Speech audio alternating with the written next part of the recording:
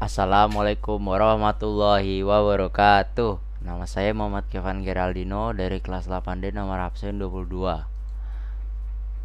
Di video kali ini saya akan membahas tentang tata cara puasa wajib dan puasa sunnah. Selamat menyaksikan. Pengertian puasa atau saum.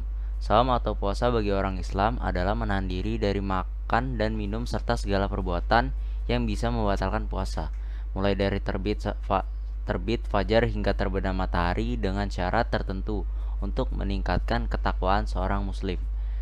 Dalil puasa Ramadan terdapat pada surat Al-Baqarah ayat 183. Dalam ayat tersebut Allah berfirman bahwa orang yang beriman wajib berpuasa. Berikut surat Al-Baqarah ayat 183. Ya ayyuhallazina amanu kutiba alakumusyiyakumu kama kutiba lallazina min qablikum la'allakum tattaqun.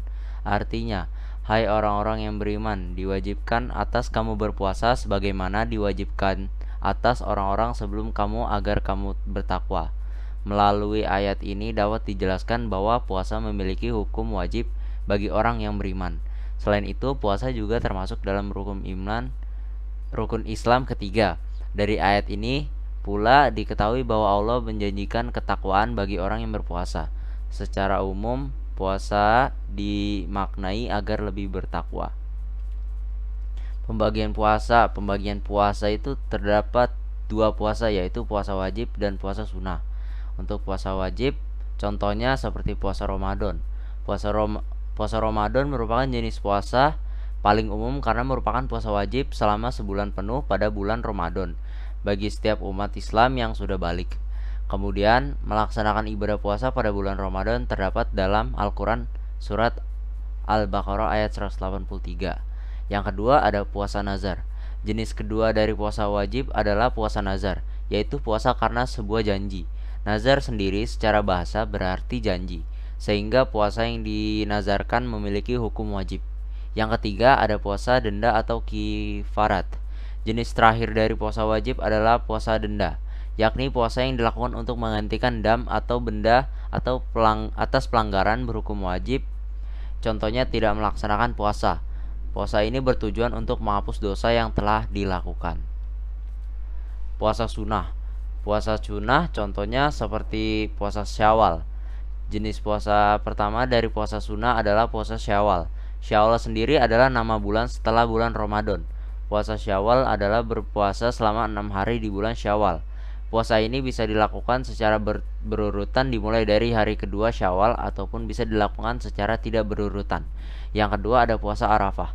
Puasa Arafah adalah jenis puasa sunnah yang sangat dianjurkan bagi umat Islam yang tidak sedang berhaji. Sedangkan bagi umat Islam yang sedang berhaji, tidak ada keutamaan untuk puasa pada hari Arafah atau tanggal 9 Zulhijjah. Puasa Arafah sendiri mempunyai keistimewaan bagi pelaksanaan, yaitu akan dihapus dosa-dosa pada tahun lalu serta dosa-dosa di tahun yang akan datang. HR Muslim. Yang ketiga ada puasa Taraweh. Puasa Taraweh adalah puasa yang dilakukan pada hari Tarwiyah, yakni tanggal 8 Zulhijjah. Istilah Tarawiyah sendiri berasal dari kata tarawa yang berarti membawa bekal air. Hal tersebut karena pada hari itu para jemaah haji membawa banyak bekal air Zam-Zam untuk persiapan Arafah dan menuju Mina. Untuk syarat wajib dan syarat sah puasa.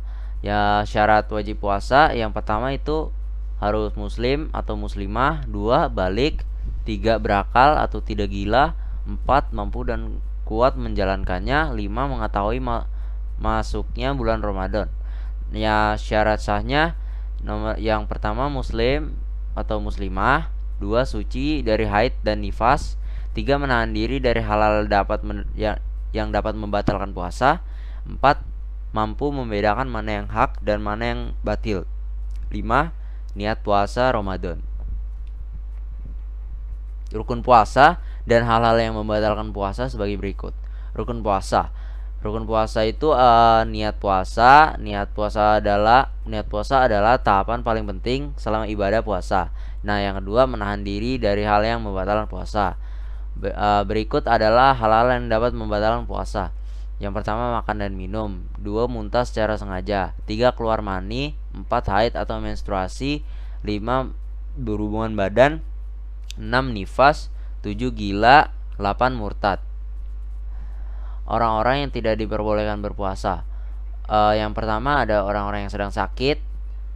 Yang kedua, musafir atau orang-orang dalam perjalanan jauh. Yang ketiga, orang lanjut usia. Yang keempat, ada wanita hamil, menyusui, nifas, dan haid. Yang kelima, orang-orang yang diperbolehkan tidak berpuasa. Yang keenam, orang yang harus mengonsumsi obat secara teratur. Sunnah ketika puasa. Yang pertama, makan sahur. Yang kedua, melambatkan sahur. Yang ketiga, berbuka dengan yang manis. Yang keempat, menyegarkan berbuka. Yang kelima, mendahulukan berbuka daripada sholat. Yang 6, memperbanyak zikir dan amalan. Yang 7, meninggalkan segala perkataan kotor. Yang ke-8, membaca doa ketika berbuka puasa. Hal-hal yang tidak diperbolehkan saat puasa. Yang pertama, makan dan minum dengan sengaja. Ilustrasi makan penyebab batal puasa. Yang kedua, sikat gigi saat berpuasa. Yang ketiga, haid dan nifas. Yang keempat, berenang. Yang kelima, emosi yang berlebihan. Yang keenam, berhubungan seksual. Yang tujuh, merokok pada saat berpuasa. Dan yang ke-8, muntah. Nah, untuk hikmah dan fungsi puasa.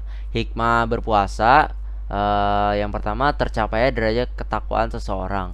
Yang kedua, itu melatih seseorang menjadi lebih disiplin. Yang ketiga, melatih seseorang menjadi lebih bersyukur. Dan yang terakhir, melatih diri menjadi pribadi yang lebih tabah serta sabar. Fungsi berpuasa sendiri, pembelajaran untuk melatih kesabaran dan melatih untuk mengendalikan hawa nafsu sebagai sikap simpati dan solidaritas manusia terhadap sesamanya, terutama fakir miskin. Sekian presentasi dari saya. Makasih yang sudah nonton. Kurang lebihnya mohon maaf. Stay safe ya teman-teman. Wassalamualaikum warahmatullahi wabarakatuh.